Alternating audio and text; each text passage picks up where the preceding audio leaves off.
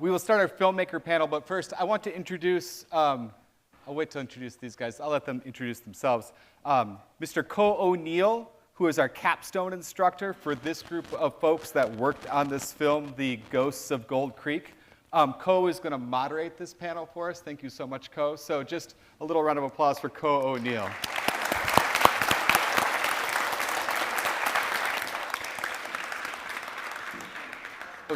Dune 2, great film. Just a really good movie. Is this working? All right, good.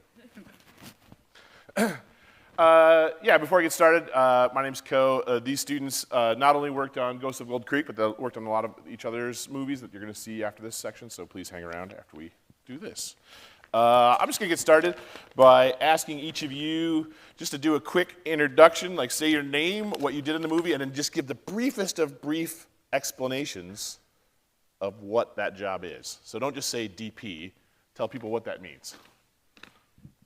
Hi, I'm Parker Schmela. I was the DP of this film, and what I did was hold the camera and made sure everything looks nice. We can hold the applause till the end for everybody. Just kidding. Okay. I'm Sydney. I was the second AC, which is assistant camera, and I'm honestly not sure I did what that role was supposed to do. I kind of just ran around and helped wherever I could, but I did assist the camera as well, and I also did some makeup on the side, and played with the animals, of course. But I'm Will Pogard. I was the first AC. Is that on? This thing on? Never mind. I'm Will Pogard. I was the first AC, first assistant camera, so I pulled focus for everything. So everything that was in focus was because I was sitting there at a 90-degree angle like this, turning a little wheel, making sure everything was in focus. I'm Zach Hoffmeyer. I was the director and co-writer and editor. And the director directs people, the writer writes it, and the editor edits it. So. My name is Peyton Kasorek, and I was the producer of this film. And I'm kind of the boss of everyone up here on set for the most part, and getting to that point. If Zach and Nikos control what you see, I kind of control the environment they're in to make sure they can succeed. Hi, hello, I'm Nikos Wired. I was a co-writer, and also I did boom mic operator, so I held a microphone and made sure that the audio was picked up. I also filmed a lot of behind the scenes, so we got Hold for Goats on camera, which was a really big deal for me, honestly. I'm Marshall Jacklin. I was the best boy for this film, as well as I like to say the Swiss Army knife. So the best boy kind of does things for all departments on set, just getting things ready and getting places and getting things set up. So I was just kind of helping where I could and kind of PAing in a way too. So yeah. Okay, my name is Lucas Falkavich. I was the assistant director, which means I was walking around with a shot list and a clock, making sure all the shots were taken and taken on time. And also did some PA roles, but I think on a small production like this, everyone does a little bit of that. I'm Ethan Kalinsky. I was the assistant producer on this film, so a lot of my job involved helping Peyton with budget and catering needs. And then on set, as Lucas said, I was helping as a PA. That's great.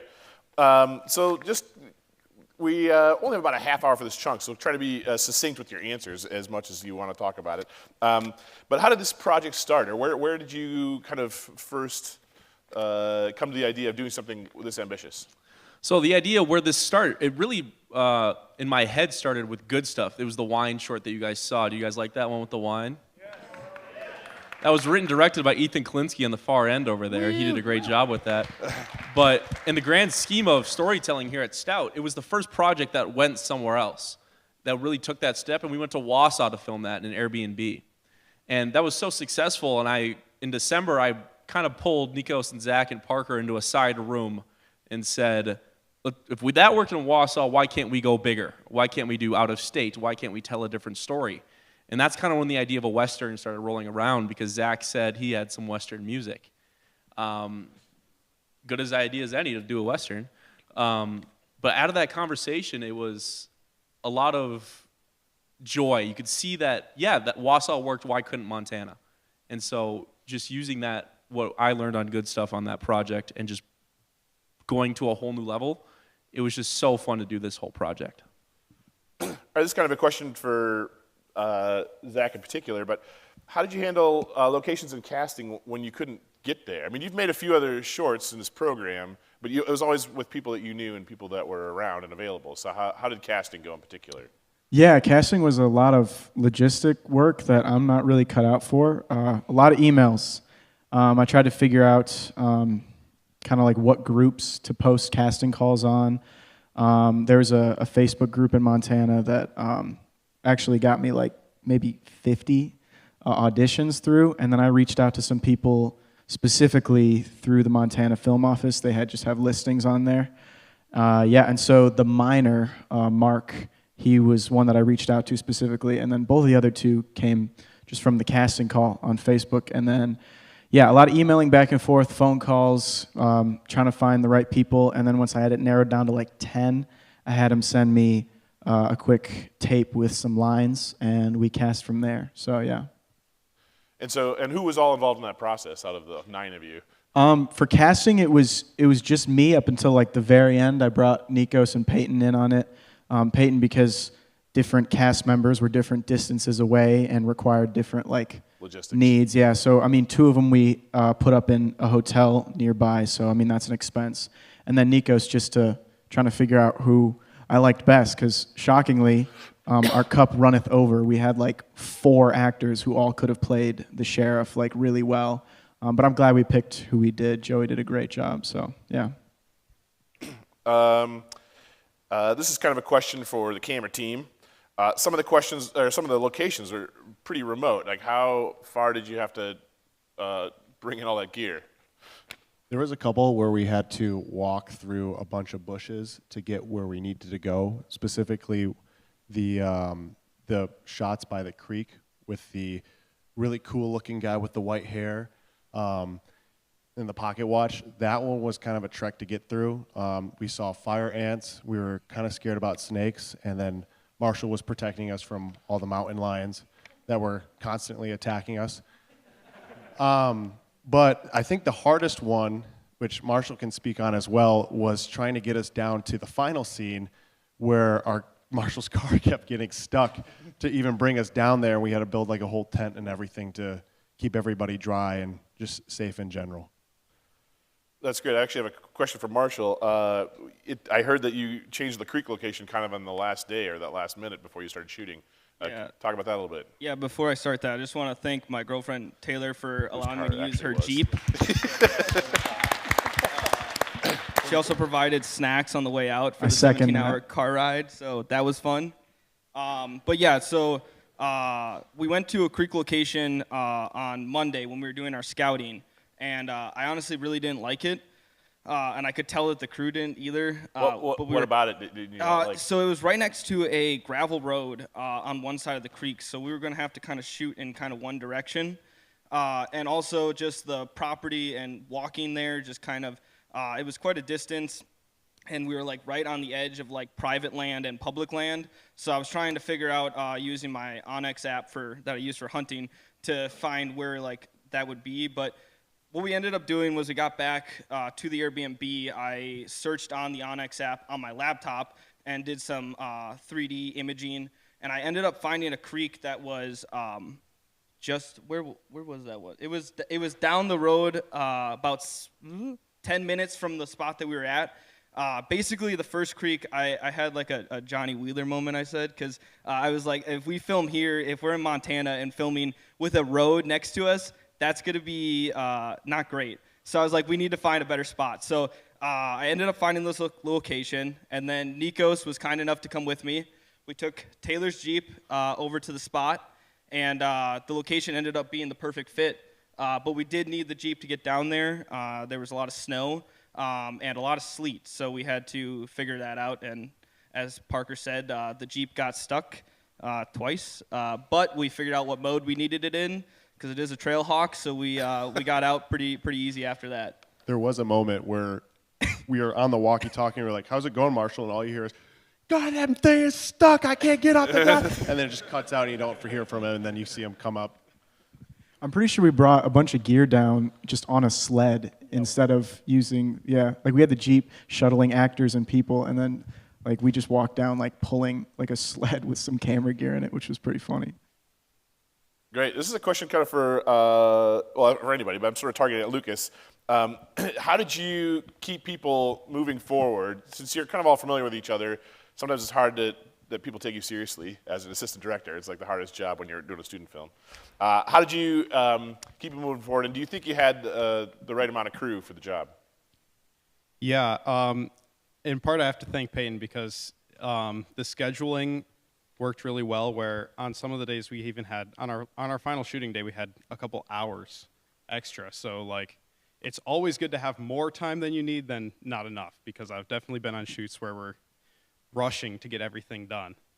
But yeah, everyone here knows each other and we're all friends, but also like... That's actually one of my questions. Are you still friends? Yes, absolutely.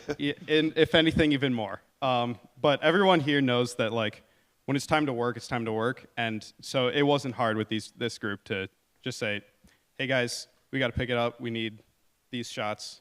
Let's go, start here. And yeah, everyone made it work. Great. Is there anybody here that would answer this question? Like, was there any positions that you wish you had that weren't there, or extra help? There we go. All in all, this film had a budget of $5,000, which on a movie set or a real film, that's nothing. That's really nothing at all. So to make this project work, I assembled a team of 8 people, excluding myself, who I knew could do multiple jobs at the same time, who can cover multiple bases. Like Ethan in pre-production, and he's going to do more work for me here in a second, but he was helping out, plan out just the trek itself. Getting there from here was kind of a pain, but Ethan had a whole restaurant picked out in each location and stuff like that along the way. And then once we got to set, Ethan's job changed to more of a PA role, or a gopher as we call it, where whatever we needed, if somebody needed to hold something, Ethan was there to help out. And so if we had more money, if we had more time, if we had a bigger script, I think we did it with 9, but I think if we did 10 or 11, it would have been a perfect number. But even our living accommodations would have been different, and that would have been more money. Yeah, right. So, I mean, you guys are all pretty grown up as far as college students go, but how would you say you stayed disciplined after the busy shooting day, and stayed responsible about sleeping and eating properly and maybe not drinking a whole bunch? We didn't. I mean, after shooting and walking around and lugging gear for like 10 to 12 hours, I'm pretty tired. Like I want to go to bed, so it's not that hard to be disciplined for me anyway. I can't speak for everyone, but it was a wild balance of like having the best time of our lives while also like working really, really hard. I've never had both of those experiences like at the same time, but yeah, it was great. I wasn't up that late. I was just walking around the town. If anyone I have questions about, it would be Nico's. We don't know where he went, dude. It was only one, and there were no mountain lions. We saw Prince, though. Prince. I saw a lot of Prince. So you have you mentioned the budget. It's it's a big number for a short, but it's not like an unlimited number. How did you? A place like finding a ghost town in Montana to rent. How did you offset some of those expenses or keep your budget in control? So it's Gunslinger Gulch in Anaconda, Montana was the ghost town we shot in. The woman who owns it, she bought it in like 2021, right after COVID, and she turned it into kind of a B&B type place. So like the saloon had a bedroom in it that you could stay at, stuff like that. I gave her a call. She was super nice, and she offered it for free for the most part to use the whole location, which as a student, that will never happen again. As long as I'm in the movie industry, as long as I'm a producer, that will never happen again, that somebody will give it to me for free. But you can call it Midwest nice, but I feel like I couldn't take advantage of that without giving something back. So what we did was, when we were there kind of doing our location scouting the day before, I had Marshall and Lucas kind of get them some stuff they can use for their website, just some video assets and some drone footage that they can put on their website, kind of a deal. Because to get a real film crew out there in the middle of nowhere of Montana is $7,000 at least. And I thought, we can do this pretty quickly and pretty cheaply just for them to have. And so it's just making deals like that that saves us money. It makes them more willing to help us with stuff. It's just, that's stuff that was really fun for me to do. Yeah, and I will say sometimes, when you're a student and you're offering to provide a service that you may not necessarily be very good at, it can be kind of a risk. So kudos to Marshall for pulling that off. Nice job, Marshall. And Lucas. Some of these questions were planted, and I don't know necessarily what's behind them, but I'm going to ask it. There were some creative uses of the drone, is that true? Or... Creative uses, yeah. Oh, yeah. So as you saw in the BTS footage, Peyton was talking about the weatherman incident. So we weren't supposed to have snow on the first day of shooting, and so I was flying the drone around the property, getting some shots, and I ended up taking it up just high enough to see over the ridge that we were filming on, and I could just see to the west just miles and miles of snowfall, and just it was super cloudy, and everyone was checking their weather apps, and it said that it was going to clear up soon, and I just radioed in. I'm like, nah, guys, there's snow as far as the eye can see. I don't think it's happening anytime soon. And then there was some maneuvering in the wilderness at the river. I don't know how I did it, but somehow I got the drone in those trees and got it back out safely. So, yeah, just some fun times. He also made sure that when I was walking up a mountain all alone that he followed me with the drone, so in case I did get eaten, it was on camera. That's great. Great. So I'd like to offer anybody out here who has any questions. Anybody have any questions? Yes, go ahead.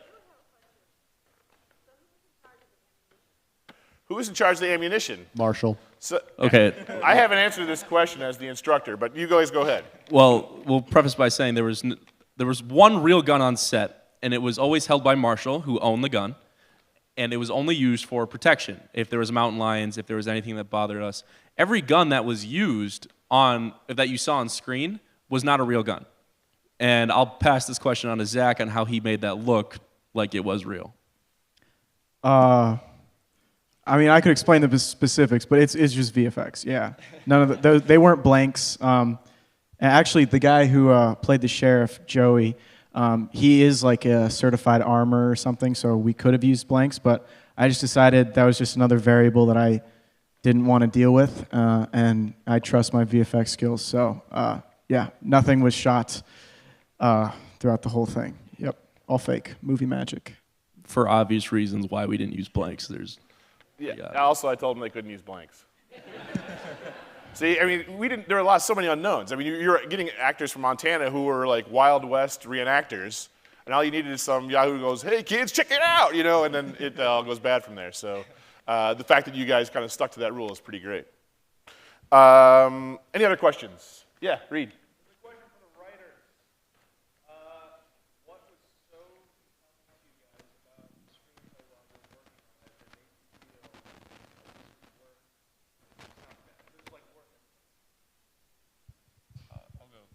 So we started out, when Peyton first told me about the project, he was leaning out a door and went, and I snuck in and they were like, "We're thinking about doing a Western." And I was immediately really annoyed because I had my own projects in mind and I really wanted to do that instead, the Western instead. It immediately took priority. So we started doing research into it, and once I figured out that there was a man in that year that was mysteriously murdered and his body washed up in a creek, we were like, oh, this is great.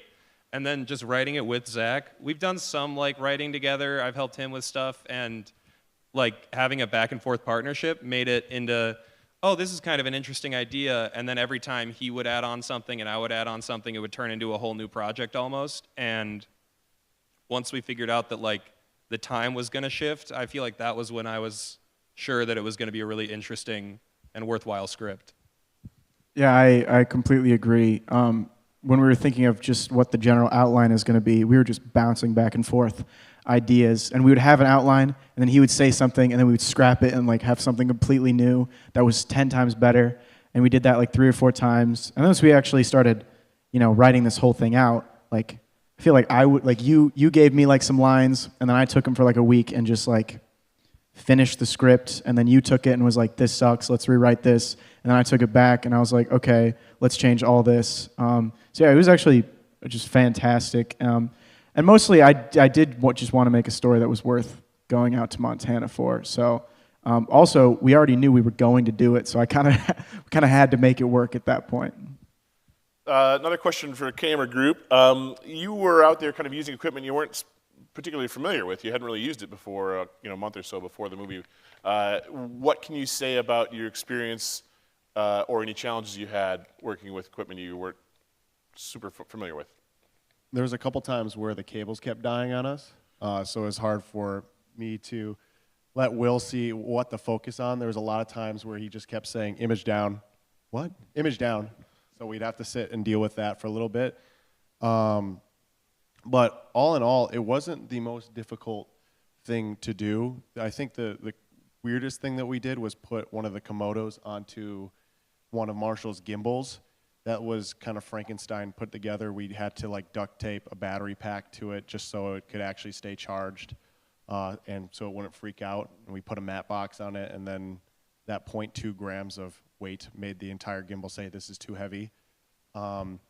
Otherwise, it all went surprisingly smoothly with the gear, which 9 times out of 10 will never happen.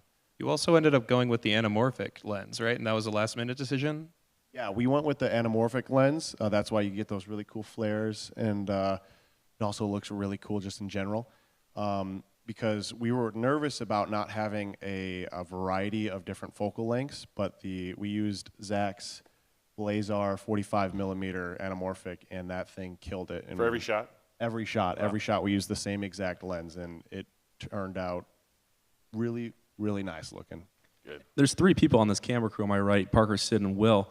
And what Parker does is he holds the camera. He's what you would think is a camera operator in that sense of like somebody who holds the camera, points it where it goes. Where it becomes teamwork is when Will gets involved, because Will's main job is to make sure it's in focus, that everything you see is crisp, it's clear, it's in focus. And when a camera moves like that and it moves quickly, Will's sitting in a corner somewhere else just trying to make sure it stays in focus. And that's not an easy job. So sometimes we had to reset and do something else. And Sid's main job is to take care of the camera itself for the most part and make sure we were ready to go. If Parker needed an ND lens, or if he needed to make sure the lens was clean, or if he needed a different part, Sid would go do that. So to have that 3-headed kind of monster on camera was so nice to have, because they all knew what they were doing and they worked so well together because of all their work, their projects they've been on in the past. That's great. Any more questions for the crowd? Yeah, go ahead.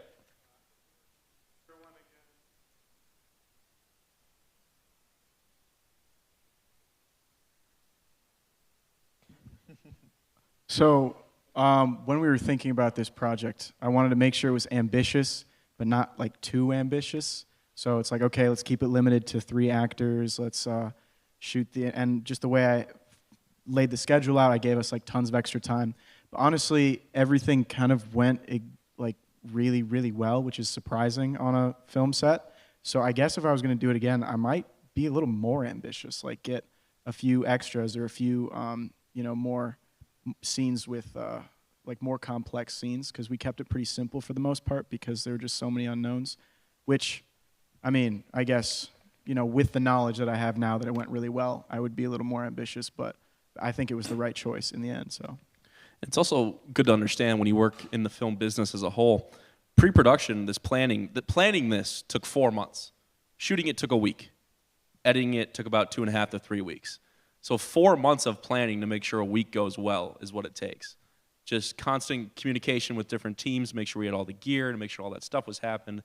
If we had to do it again, Zach, I think we could have done something a little bit bigger, but it's also really, really exciting to see how well this turned out, because UW-Stout is a very new program for video. And to pull this off within 5 years of the program being established is just something I'm really proud of, and I hope future classes can see this and say, I want to beat that, I want to go better, I want to do better than that project. That's great. So my last question is, do you have any tales from the trenches about any curveballs that came your way and how you dealt with it in such a manner that did not disrupt the shoot?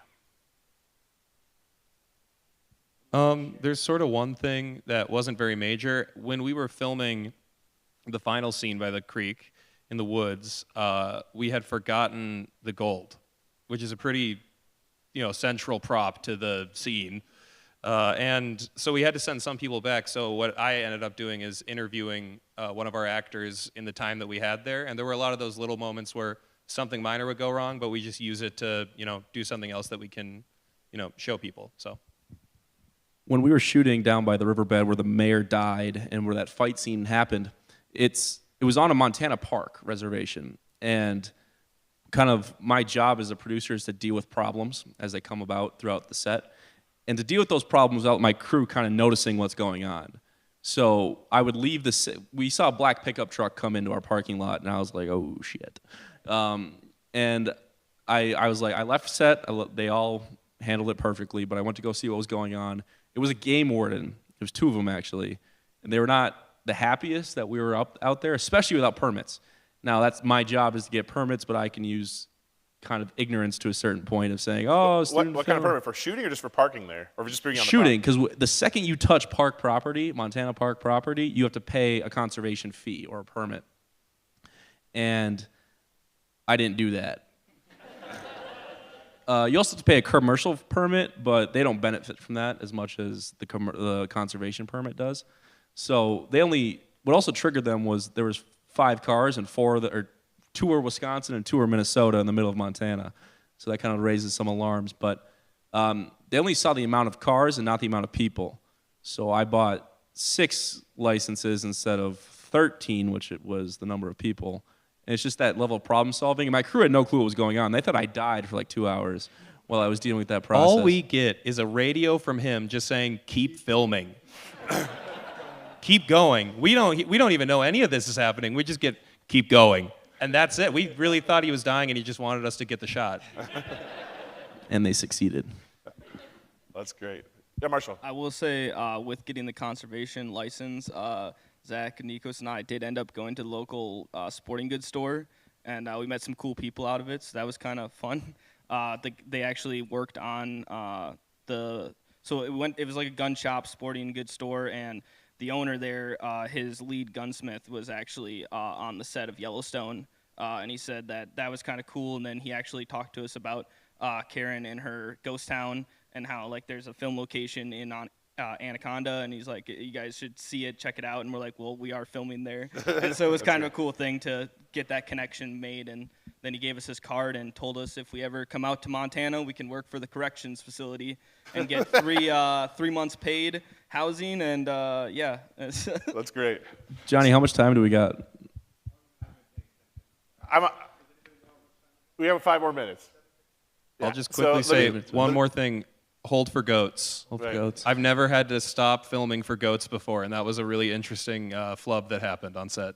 That's great. So last question is, what are your next plans? A lot of you have graduated, so actually all of you have. Keep filming. Just keep filming. I know me, Parker, and some other video guys are going to be and Sid are going to be living together and just filming all summer, hopefully, and then just sort of keep the catalog rolling. I'm trying to use this kind of success to jump forward and try to make my own production company as like a head of a group of filmmakers. I'm going to try to keep getting work for these people up here. Hopefully they'll follow me in that process. But I want to keep doing that. And this film, that was the first time this film has been shown for an audience. So you guys were the very first people to see this film. And right now we're trying to submit this to the Toronto Film Festival, South by Southwest. And we're going to try and keep doing that as we move forward here as a group. And I'm trying to get another project for us in the future. I'll just say that. That's great. I will be moving back out west with my girlfriend. We're moving to Rapid City, South Dakota. I'll be doing some marketing manager / content creation. So not quite film, but it pays the bills. That's right.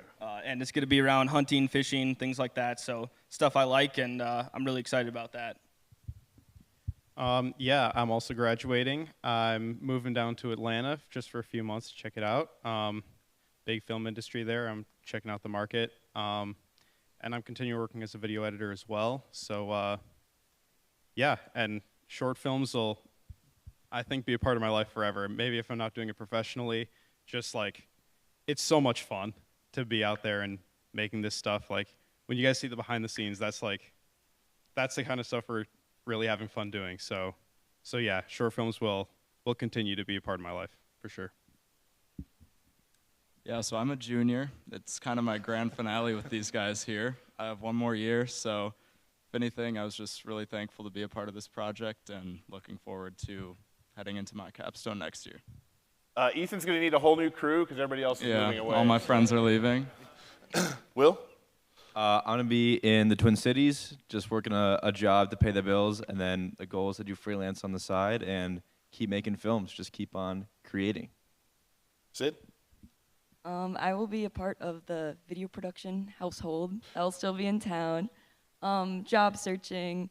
Little side note, I did have an interview in the cities today. Yeah. But it was a little outside of the cities, and the commute was rough, so I don't know how I feel about that. But I also want to continue creating films on the side. I am interested in wedding videography. I've done some, but it is this last semester working on these films and my own film. It's really ignited a love for movies and making short films again. So I really want to write more stuff and create more stuff on the side. So, Zach? I got some stuff in the works. Nice. All right, so next up we're going to see films by the individual films written and directed by the rest of the people from this crew, as well as a few others. So please hang around and check those out, and then we'll hand out some awards afterward. Thanks a lot, everybody. Thanks, everyone. Thank you. Howdy. We'll take about 5 minutes or so to set up for the next spate of films. Like I said, or like Co said, it's capstone stuff. So take 5 minutes, walk around, use the